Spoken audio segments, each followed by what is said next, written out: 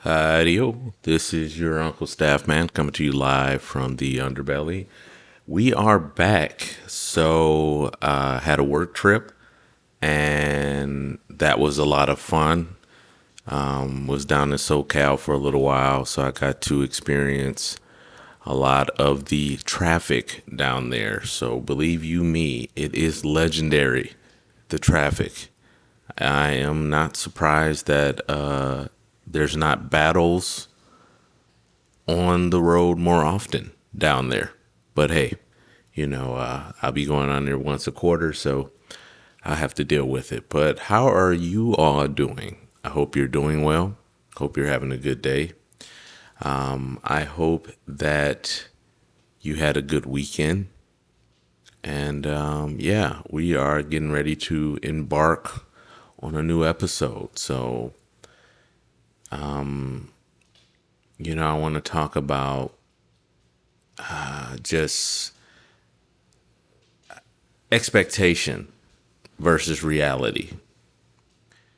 And I know a lot of us can relate to that, where we expect things to be a certain kind of way, albeit how we present it, how it's presented to us, how we want things to be, and then how it really is, the reality of it all. Sometimes I'm like the audacity of reality and how it is affecting what I want it to be. That might be the title, The Audacity of Reality. So, sometimes reality just hits us straight in the face with, hey, that's not how it's going to be. And that can really hurt somebody's routine. It can really mess with somebody's way of handling things when reality kicks in. I think about that a lot in my life as far as what my expectations were. I thought that I would be, somewhere different with my career. I knew that I was going to be a supervisor somewhere, but especially in the service, I thought like, hey, I was going to go the long haul. Like I was going to be a role model to, up and coming airmen. That's what I thought I was going to be. Unfortunately, that's not what life had for me. Life said, not today, and took me out.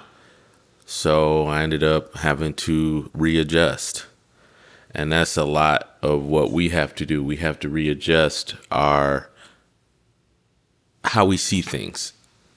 It's important to do that because it helps us to manage expectation. Um, you know, um, I hear a lot of people using the term pivot. Sometimes that's what we need to do. We have to pivot from what we thought we were going to do to something else. And pivots are a part of life. You just have to make do with what you are given at that opportunity. I know for me, we've had a lot of pivots here at home. I don't want to get too personal, but we've had a lot of changes, a lot of moving, and a lot of adapting and decluttering and trying to get things downsized for, taking care of one of our family members. And that can be very difficult if you're somebody like me who, I have a set routine. I like things a certain kind of way. I do not like my routine messed with. And if it gets messed with, then I come all undone. And I'm being honest with you. It's just how it is for me. Sometimes, I get really frustrated. I can tell you that I had some relatives here one time, and I was on my way home to, I wanted to take a nap before I was getting ready to go to my appointment for chiropractor.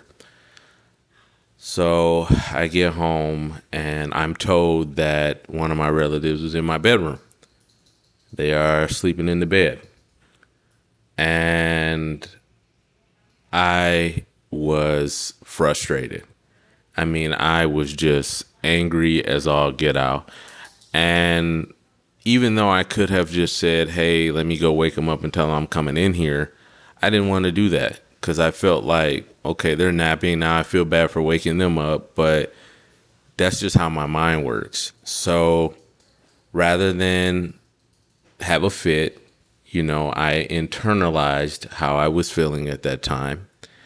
And I got in the car. I put on music and I just drove to my appointment. I was frustrated. I was tired, but I said, hey, let me just head to my appointment and I'll just focus on that. On the way to my appointment, I remember being so angry that, tears started welling up because I just don't like where things are at for me. I mean, I'm getting used to it now, but, at the time I didn't. And if you know me, I'm somebody who sometimes I like to be creative. So I like to have a space to create in. And when I have too many people in my vicinity that are in the areas where I create, it can become a bit of a hassle for me. So what I have to do is sometimes I have to use my breathing exercises. I have to do things to help eliminate that stress. And I'm going to level with you. I don't know about you, but I know sometimes I'm like to hell with breathing because I'm not thinking about that at that time because my emotions are getting the better of me. And, sometimes rather than letting my emotions out on other people, I'll keep that stuff in, and that's not okay. You can express your feelings in a non-threatening manner. You just have to do it in the best way possible so that the person you're talking to doesn't feel like they don't feel like they can't talk to you about what's going on. I know for me, that's something that has been very difficult. It's a hard practice, but I'm trying to work on it day by day. So if you're having this issue, let me know. I mean, I got a new email set up too. That's what I wanted to tell you guys. I have a new email. So if you guys ever feel the need to want to just write and say hi, you want to tell me what's going on, I mean, you can leave it as basic as you want to. Just let me know, and I'll be there. I want to be as supportive as I can for other people. So you can find me at radiostaffman@gmail.com. Again, that's radiostaffman@gmail.com. And just feel free to reach out and let's talk. I mean, let me know what's going on. And I mean, if you've had feelings like this, I mean, we can talk about it because I know how hard it can be. That's for sure. So anyway, where was I? So when I had when I was upset when, my family member was in my bedroom, I headed to my chiropractor appointment, and that was the right appointment to go to at that time because they adjusted me. I got a massage, and it really helped me to unwind and get where I needed to be. And I know that isn't always going to be a luxury for me, but at that time it was. So I was very happy to had gone there to that appointment and getting that and got that taken care of. So, I got back home and, I kind of expressed my feelings to my spouse, like, hey, I'm not, I'm not liking this, and, we talked about it and, we got it figured out. But, I just was not feeling, you know, uh, like everything was okay for me at that time. And you want to be kind, but at the same time, it can be hard. And man, it can be hard. I'm telling you, like, professionally, I can put on a front. Like, I can be smiling and listening to the most ridiculous BS and still smile because I want to make people feel comfortable and make them feel like, hey, we can talk. I don't want to just look at them with a grimace and feel like, hey, don't come with me. Don't come to me with that. I try to actually be very open and allow people to have dialogue with me. So sometimes I have to put on a front. But sometimes that's very hard to do because I am unable to control the feelings that are behind the mask. And with bipolar, that tends to be a constant issue of wearing a mask. Who you are in the present isn't who you are behind the mask. And that tends to be a sticking point, with my family because, they see a side of me that a lot of people don't see.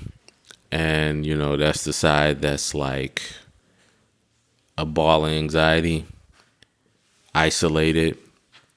I feel like I need to be on my own.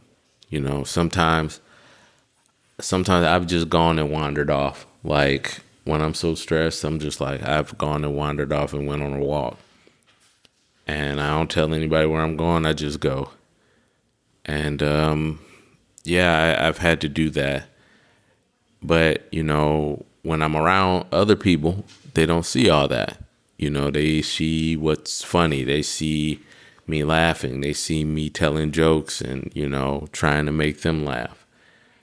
But it can be very hard sometimes. And, the reality is that you have to be honest with people about what's going on in your life. No matter how difficult it is, it's very important to be honest to people because you can find yourself going down a dangerous path because that isolation only gets worse and worse, especially when the thoughts in your head are not good thoughts. Get around people that you care about because it can definitely lead down a negative path. I'm thinking about, I was watching a show yesterday. It's called, I can't think of it right now, but it's called something Hollywood. And anyway, it is talking about the different things that have happened in pop culture with celebrities and icons who have had, run-ins with the law or mental health issues and stuff like that. And one of the episodes that really got to me was the Power Ranger episode. Because if you're like me and you are 40, then you know that the Power Rangers were in your timeline. They were like early 90s. That was the first live action show for kids that was on TV on Fox, aside from Batman, which came out in the 60s. So anyway, I was watching this show and I had no idea that all this stuff had happened to these different Rangers. The original Red Ranger got caught up in fraud. Other Red Rangers had issues. Like there's a Red Ranger curse, I believe. And, it just really was crazy to see that.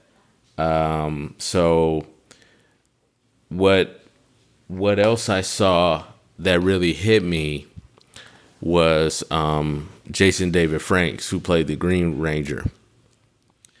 Not recently, but he passed a while ago, and I didn't know his backstory, that he had came from a really rough upbringing.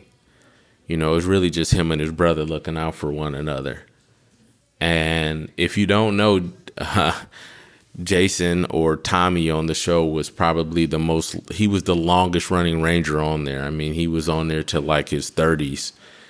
And a lot of these kids were just teenagers because, fun fact, the Power Rangers producers decided to cycle out Rangers because they were only getting $7.50 an episode.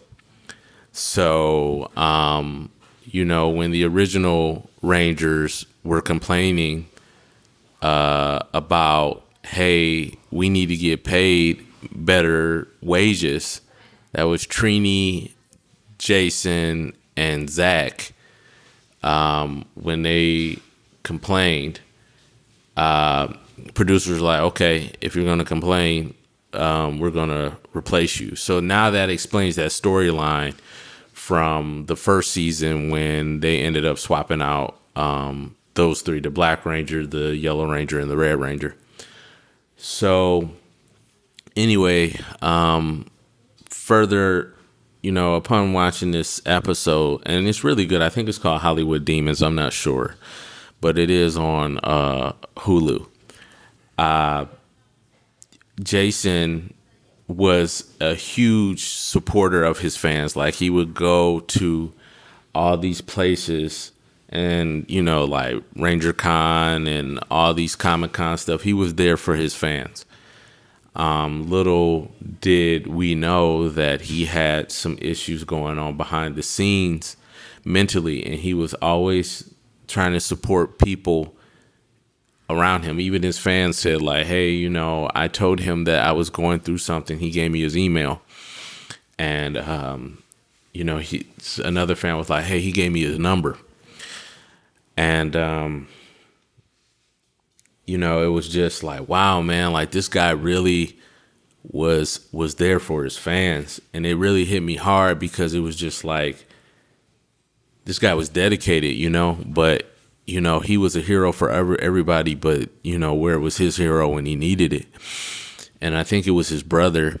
But unfortunately, based off what I saw on the episode, his brother had committed suicide. His older brother had committed suicide because he felt that he was in acting as well, but he couldn't get any hits. And he took his life. So that really, I believe that really hit Jason hard. And it was rough. It was rough watching that. It really was, because ultimately Jason had videos on YouTube where he's talking about fighting demons and stuff like that, and how every day you have to keep fighting and stuff like that. And he was with his wife at the time at a hotel. They were getting ready for something. I think it was another convention. And she had left the room for something, but she had forgot her key and went to go back and couldn't get back in. And Jason wasn't answering the door. And, she had to get them to open the door. And unfortunately, he had, expired. He had taken his life. And it really hit a lot of people hard. He had a movie come out. Like, he did one movie that he produced with his friend because he wanted people to see him. He wanted to be seen in a serious role. And he had dedicated it to his brother. And he wanted people to be there. And his friend was like, I wanted him to be here so that he could get the standing ovation that he deserved. And I mean, man, it just took me out because they were talking about, Jason was taking medication for bipolar disorder. And that's when it hit me. I was just like, damn, man, like, nobody knew. Because, I mean, probably the people in his life might have knew, but, the fans didn't know because he was always there smiling and doing what he needed to do for his fans. And he was taking their trauma and things that they were dealing with, and he was still like supporting them. They said like Jason one time was late to a rehearsal for the Rangers, and they asked him what he did, and he said, "Oh man, this kid's father's in the hospital, and he's a huge Power Rangers fan because something had happened." So Jason, on his own time, went there, saw the kid, spent some time with him, and got him all this Power Ranger stuff. He did that on his own time, and I mean, like he truly loved his fans, but he ended up, not realizing how much people loved him and supported him, but they couldn't be there for him when he needed it the most. So that was rough. So I say all that to say, like, with expectations, you got to manage it because, I feel like, and this is just my opinion, he wanted to be a hero, an actual hero for everybody. But, he was only human. He's fallible. And, he needed to look at the reality like, hey, I can't help everybody, but I can do I'll use what I can to do what I can to help people. And out of this, his wife decided to open a foundation for people to seek mental health treatment when they need it. It's called the Be a Legend Foundation. I think it's called the Jason David Franks Be a Legend Foundation. So I'll post a link to that when I post this episode. But yeah, just sorry, because this one was rough, but we got to do what we can to support one another, and like I said, really help manage expectations. And you don't have to do it in a mean way if you're an advocate or anything like that. Just do it in a way that's possible where you let somebody know that, hey, I'm here for you, but you got to look at the facts of how everything needs to be done. This is the reality of it all. I mean, you really do have to look at things for what they are versus what you hope for them to be. And once you can do that, I hope that that's something that can help you, look at things the way you need to see them, the bigger picture versus what's right in front of you. So yeah, I really think that if you have a chance, watch that episode. I think it's episode 3. It's right after the child actors episode, but it's a really good episode because it just helps you to see things for what it is. And I mean, when I started doing this podcast, I'm not that far in. I think I'm maybe 5 or 6 or 7 episodes in. But when I started doing this podcast, I started it not only as a project for myself, to hold myself accountable, to talk about the things that are going on with me, but I started this because I wanted to be there for other people. I wanted to be there for people who don't necessarily have the courage to speak out their personal demons with other people. And if I have to take that on, I'll do that. And I'm all right with that. I'm all right with that. It is an emotional battle. It is a struggle. But, when I shuffle out this mortal coil, I hope these recordings can stay behind and somebody who's in dire need can find them. So, yeah, I'm going to keep doing that. And I will be here. So, yeah, you can email me at radiostaffman@gmail.com. I also have a Buy Me a Coffee link, which is on my SoundCloud. So if you go to my SoundCloud and go to my profile, you'll see my Buy Me a Coffee link. I'm going to be upfront. Like, I'm literally using it just to buy coffee. I do. I like Dutch Brothers and I like Starbucks. And, we're coming upon pumpkin spice season. Yeah, I'm one of those. So, I need my pumpkin spice bunny. So, yeah, I'm going to go ahead and end this episode. I think this is probably the longest one I've done. But I thank you all for allowing me the opportunity to have this conversation and talk about this with you all.